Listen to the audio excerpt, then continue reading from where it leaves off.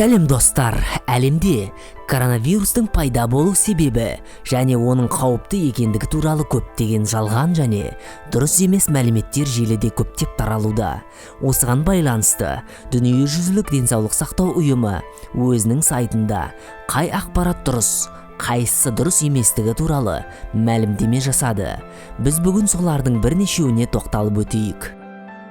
Көбінесе коронавирустық инфекцияның қаупі әсіреленген. Шын мәнінде COVID-19 маусымдық тұмауға қарағанда қауіпті емес деген пікір бар. Аурудың белгілері шынымен ұқсас болуы мүмкін. Тамақ ауруы, бұлшықет ауруы, дене температурасының көтерілуі, ентігу, екеуінің де әртүрлі формалары болуы мүмкін. Жеңілден ауырға дейін. Біріншіден, маусымдық тұмаудың емі бар және оған қарсы екпеде алуға болады.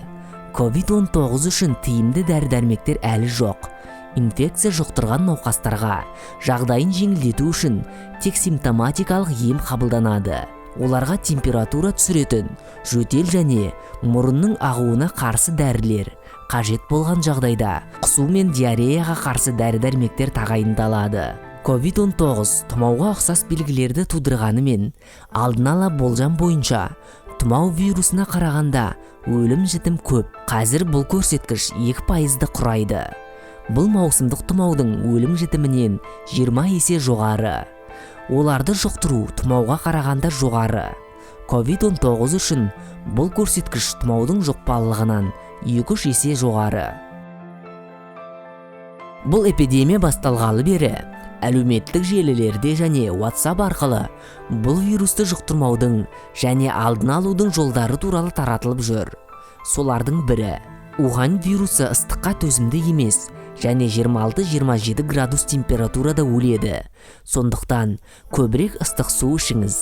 Ыстық су ем емес, бірақ денсаулыққа пайдалы және барлық вирустарға қарсы тиімді. Егер сіз үнемі су ішпесеңіз, вирус сіздің тыныс жолдарыңыз арқылы өкпеңізге енуі мүмкін. Әр 15 минут сайын бірнеше тамшы су ішіңіз. Вирус сіздің аузыңызға түссе де, су немесе басқа сұйықтықтар оларды өңеш арқылы асқазанға жуып жібереді. Сонда асқазандағы қышқылдар бүкіл вирусты өлтіреді деген. Сарапшылар вирустың 26-27 градус температурада тірі қалмайтындығы туралы нақты мәліметтер жоқ. Егер бұл рас болса, онда бұл вирус температурасы 37 градусқа жуық адам ағзасында көбейе алмас еді дейді. Шындығында жиі су ішу қажет. Вирусты жою үшін емес, сұйықтықтың жоғалуын болдырмау үшін. Дүниежүзілік денсаулық сақтау ұйымының сарапшылары ыстық ванна немесе душ вирусты жеңуге және инфекцияның алдын алуға көмектеспейтінін айтады. Тым ыстық су күйікке немесе басқа жарақаттарға әкелуі мүмкін. Сонымен қатар сарапшылар сарымсақ та түрлі алкоголь де инфекцияны болдырмайтын, профилактикалық құрал ретінде пайдаланылмайтынын еске салады. Даладағы климат пен ауа райы маңызды емес. Вирустың таралуы климаттық жағдайларға қарамастан жүреді дейді. Статистикаға сәйкес бұл вирус барлық жас топтарының өкілдеріне жұғуы мүмкін. Балалар, қарттар және орта жастағы адамдар. Алайда адам жасы маңызды. COVID-19 вирусын жұқтырғандардың ішінде 10 жасқа дейінгі балалар 1%-дан аз болды. Осы жас тобында өлім жағдайлары да тіркелмеген. Егде жастағы адамдар мен белгілі бір аурулары бар адамдар, мысалы астма, қант диабеті, жүрек аурулары. Коронавирустық инфекцияның ауыр түрлерінің даму қаупі жоғары дейді Дүниежүзілік денсаулық сақтау ұйымының сарапшылары өз сайтында. Өзіңізді инфекциядан қорғаудың ең жақсы тәсілі қолдарыңызды үнемі спирті бар антисептикпен немесе сабынмен жуу. Сіз сондай-ақ жөтелі бар адамдардан қашықтықты сақтауыңыз керек. Медициналық маскаларды тек бір рет қолдануға болады. Оларды қайта пайдалануға жол берілмейді. Қолданғаннан кейін масканы оның алдыңғы бөлігіне қолыңызды тигізбей алып тастау керек. Процедурадан кейін антисептикпен немесе сабынмен жуыңыз.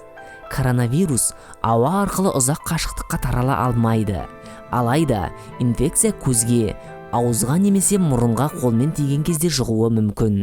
Сонымен бірге, дүниежүзілік денсаулық сақтау ұйымының мәліметтері бойынша, жаңа коронавирус заттардың бетінде бірнеше сағат өміршең болып қала алады. Сондықтан достар, қолдарыңызды үнемі жуып, жеке бас гигиенасын сақтап жүрейік және елімізде енгізілген карантин жүйесін сақтап, қажеттіліксіз далаға шықпаңыздар. Кез келген ақпаратқа сенбей, нақты ресми жаңалықтарды тыңдаңыздар. Ал видео қызықты әрі пайдалы болса, лайк басып кетуді ұмытпаңдар.